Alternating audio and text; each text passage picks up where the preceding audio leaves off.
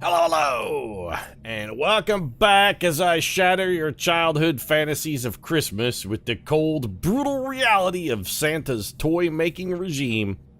In Perfidious, Pete plays XCOM, War of the Chosen. I told you last episode I'd tell you the horrible truth, and, well, here I am.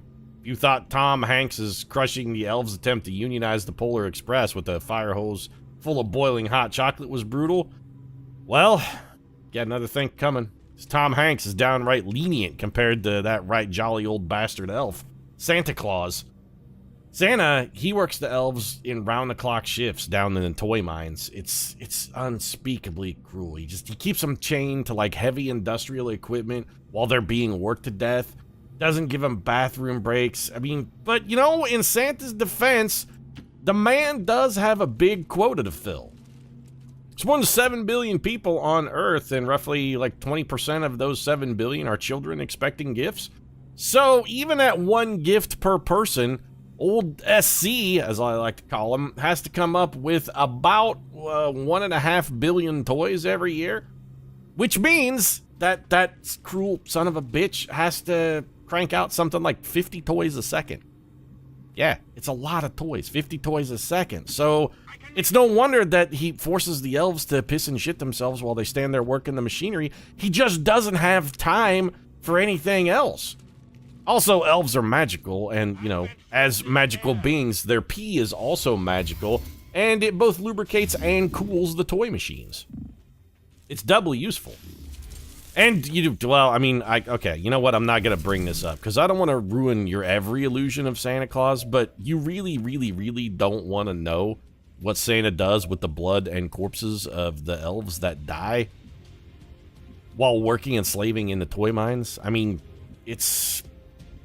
No, you know, I'm just gonna say, those machines require a lot of power to operate, and old, right, jolly Santa fuels them with the dead. That's just what I'm getting at. Santa fuels... The machinery that makes Christmas toys is fueled with the blood and corpses of dead elves. There you go. I mean, I said I didn't want to say it, but you know what? I lied. Elite Lancer, why don't you get shot? Well, you dodged it. Good for you, I guess. Hey, so everything's coming up you today. You know, this guy doesn't have lightning reflexes, and we're going to make him come at us. Virgil, why don't you go on Overwatch? Gert Rafto, the Snowman, why don't you make him run past a Blade Storm unit to come at this Mimic Beacon? Like, make him run past Virgil Adamson to try to get a shot at this thing. There we go. That Spectre's gonna bum rush us, so he should also be required to make a move on the Mimic Beacon. Oh, guys, why do you wait? You're wasting your Overwatch, though. That man has lightning reflexes. Yeah, remember your training and don't shoot at a cloud of glowing nanoparticles that are halfway phased through the floor. But the lightning reflexes, I guess, only works on the first shot? No, you need to come at this man, though. Alright, we're shadowbound. Ultimately, shadowbound is basically pointless. Didn't take a Blade Storm shot at that guy, huh? Oh, and you're gonna get a shoot too, because that's not complete and total bullshit. Alright. Well then, at least this Blade Storm still works. Get gutted. So we've rent him, increased our focus damage. We did, like, waste a Mimic Beacon, basically, but, all things considered, could have been worse. So come over here, rend this Spectre. Not only did we rend him, but we also stunned him. He's got 4 health left.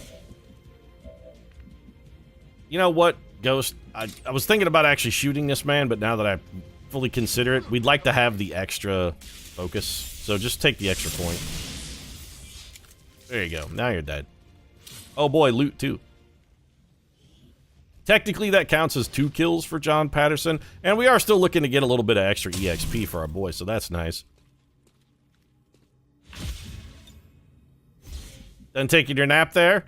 How'd things work out for you, Gurfrafto? Are you feeling well rested, champ? You ready to get back to work there? Yeah, did you have a nice nap?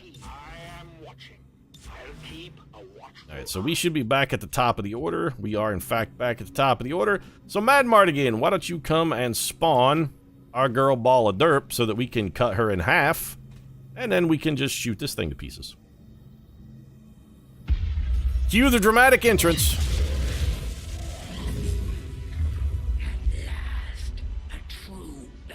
Well,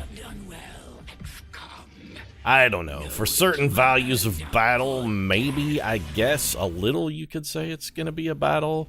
I wouldn't say that. I'd say it's going to be one-sided ass-kicking, but... By the way, why did you appear out of the cloud of purple shit all in a lotus position, then disappear only to reappear again? I'm just trying to figure out what it is that you hope to accomplish with that.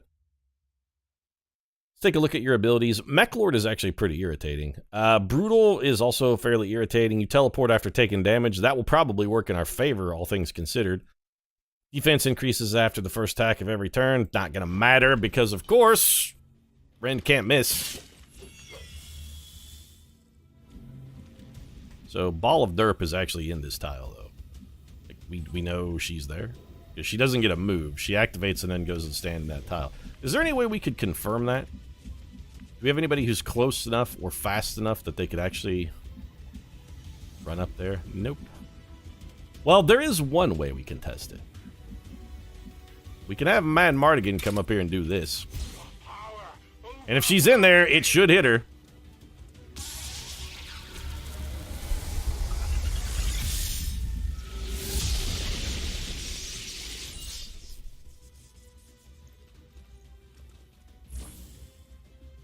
Well, she wasn't in there. All things considered, though, it really doesn't matter at all. You know, I say that, but I'm actually a little bit salty about that. Who bonus actions you, by the way? Patterson bonus actions, Virgil. Real Genius bonus actions, Doc Holliday. Yeah. So let's have the good doctor come up here. She's going to teleport after she takes damage. I was thinking about doing some lightning hand chicanery, but now that I think about it, given the whole I teleport after I take damage thing, probably not the best idea. Our hits are going to be absolutely catastrophically destroying to her as well. It's nice that that one critical. She's going to planeswalker over into somebody else who's going to get to go take a nice little whack. Virgil, can you get over there? Yeah. So let's send over old Virgil, assassin murderer extraordinaire. He's going to cut her in half as well. This probably won't kill her, but the next one's going to have punch her ticket almost certainly. See, only 13 damage from Virgil. Now, my dear, you have planeswalkered into a very bad spot. We're going to save our movement actions here for just a minute, our reaction actions. There's a reason, and the reason is I'm going to want to use those to get shots at this thing. So what we can do is we can use our bonus movement to move ourselves closer once she's dead. We'll just use, rather than parrying for no reason, we'll use all these momentum swings we're going to be generating to get closer to the target. A little bit of extra focus for Chris Knight. Go ahead, teleport. Where are you going to go? Where do you think there's somewhere around here that's safe? You have chosen poorly. So you guys just have momentum moves. It's either Gert Rafto and John Patterson. Patterson, you're a better shot than Gert, I believe. Rafto? Yeah, Rafto's just got Fortress. Alright, Gert, come back here and murder this lady. Go ahead and finish her off. I use the term lady very loosely, by the way. So you're dead. That must have sucked, by the way. Come teleporting out of your cloud of purple slop, and you're like, hey, look at me, I'm real cool, and then you're like, watch, I'll vanish and do it again, just to emphasize how cool you are, and then just guys ran up to you and stabbed you in the heart like a bunch of times. Probably sucked a lot. Yeah. So you bonus action Virgil, who's probably not gonna get a shot. Can you get a shot, though? If we bring Patterson up here, are you close enough to... nope. It's gotta get closer. Must get closer. Okay. Closer is fine. And we'll use our momentum move here. Swing a little bit closer. Virgil, momentum move. Swing a little bit closer. Doc, you really don't need to get much closer. Still, swing a little closer. You did not think it would be that? I really don't see how it could have been much easier, actually, lady. I mean, I did think it would be that easy, and it turns out it was a little easier than I thought it was going to be. So we got one Spectre. These 22 health Spectres are actually kind of irritating. What's his companion going to be? Not another 22 health Spectre, preferably. Actually, vastly worse. That's an Andromedon. Yeah, okay. Well, the one thing that's going to be roughly more irritating than a Spectre is this Andromedon. So, are we going to have enough soup to take this thing down in one turn? Well, first off, anybody who's got a free shot, go ahead and take it. A little bit of lightning hands here from the doctor. This is the one drawback to this mission, of course, is that everything we are doing, well, one, everything I do it for you, because I'm a huge Bryan Adams fan. Second, everything we're doing here is a pistol, so it isn't exactly going to be, like, blistering levels of damage. Then again, it's between 5 to 8 damage, and we do get 3 shots, so it's going to be, you know, it's not great damage, but it'll turn out okay in the end, I think. We're racking up some pretty solid totals so far. Real Genius, you have quick draw. We'd love to get you close enough. Virgil, you do not have quick draw. So having you take a shot actually ends your turn. Mad Mardigan, you got quick draw. Take a shot.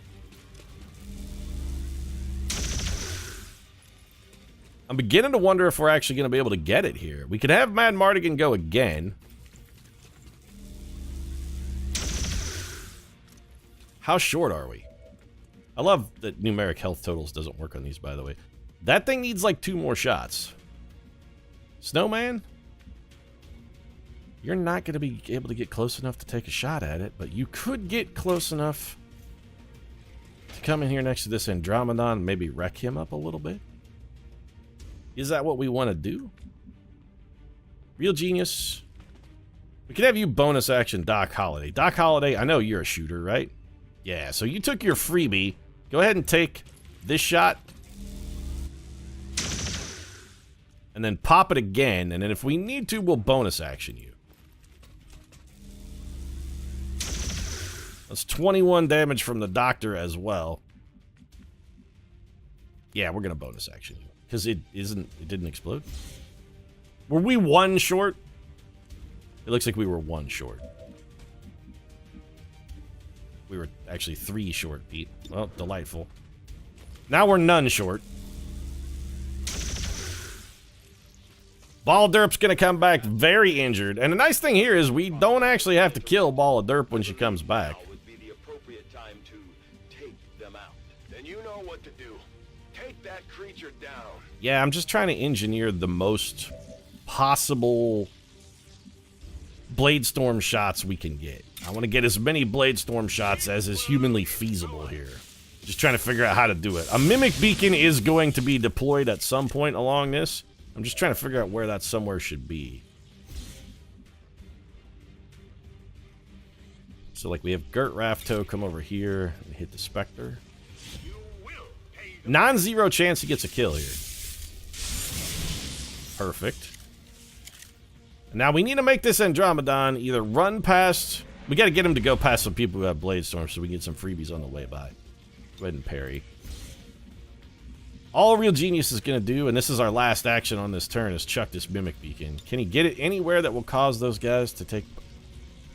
Nope. He can't get it to anybody that's going to give him a Blade Storm shot. So, just throw it out in the open then. Leave it out in the middle. Distract that Andromedon so he doesn't do anything to somebody who isn't parrying. And then when Ball Derp spawns, we'll just gut her like a fish.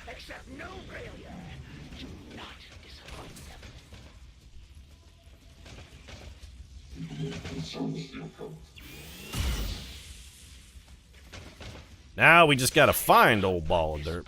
She's running around here somewhere. If there's any tile we, like, suspiciously can't stand in, we'll have reason to suspect that maybe Ball of Derp is in said tile. Kind of scouting around to see if we can get a bead on her. Doesn't look like we're gonna get much. Alright, Doc, take a... Well, here, let's just work this problem. We have a problem, let's work the problem. Take your quick draw shot, hit that man, work him over a little bit, then come in here and follow it up. I'd really like it if we just had everybody parrying at the end of this turn, but I don't think we're going to be able to do that, simply because this thing isn't going to live long enough. We can maybe get 3 more shots out of the corpse. But if we all stand next to each other with Blade Storm when Ball of Derp comes running at us, we're actually not even going to get 3 shots. Looks like it's going to be 2. Real Genius, you don't have Blade Storm. So what we want to do is put you in the middle of some Blade Stormers here. No eyes. He's got this locked down. That's going to be the end of the Andromedon. Done. Got a feeling like Ball of Derp's about to have a real bad day. So you're going on parry. You know, we do have a little bit of a problem here. Mad Mardigan does have Blade Storm. I guess we'll put you on Overwatch. If we just put everybody in a pile, we can try and make Ball of Derp come to us. Maybe get a Blade Stormer who could take a shot at her. Revealed. Yeah, get parried. Oh, Ball of Derp, you're so stupid and helpless. Get wrecked. I'm telling you, she's like a kitten with no legs. Her bending read action was to use Mech Lord. That seems kind of bullshit, actually. That should not be allowable as a bending read action. Well, never mind. She's just going to be dead.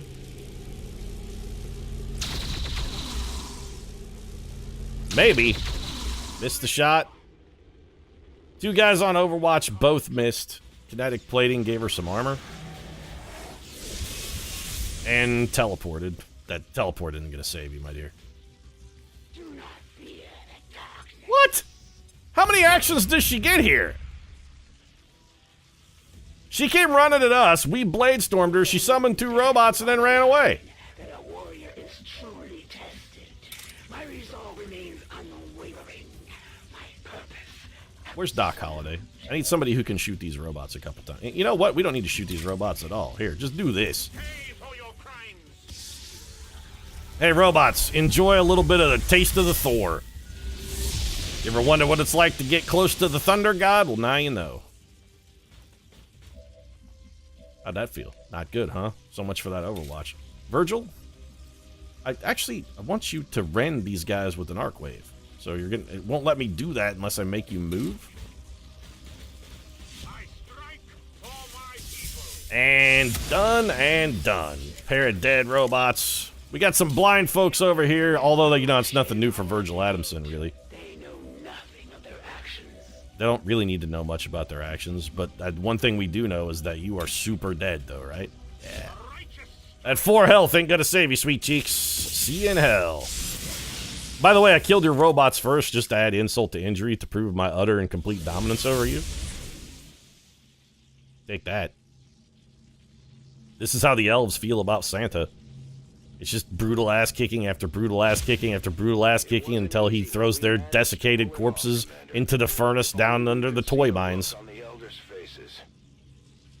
I would guess they would look abashed and ashamed. Something they called the Chosen put on that caliber of a performance. You gotta be a little upset with themselves.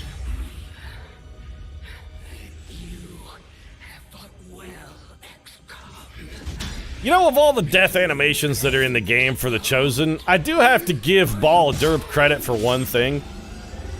She does have the best "I'm going out" message. It's a real "you can't fire me, I quit" kind of thing. So we killed 22 out of 24 enemies. Flawless mission. Do we photographer? Pete, that's not the way you pronounce photograph. Typically that word is emphasized a little bit and stressed differently, and you're right.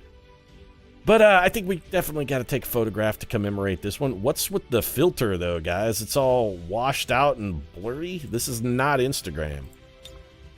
And yet it says there is no filter on there. Oh, here we go. Now it's every Instagram photo you've ever seen. Beautiful. Love it. Chosen Stronghold. Utterly defeated. Ball of Derp. Frankly, I would say that we shamed her, except I don't really think it's possible to shame her any more than she normally is. Just, she's got nothing when it comes to fighting Templars.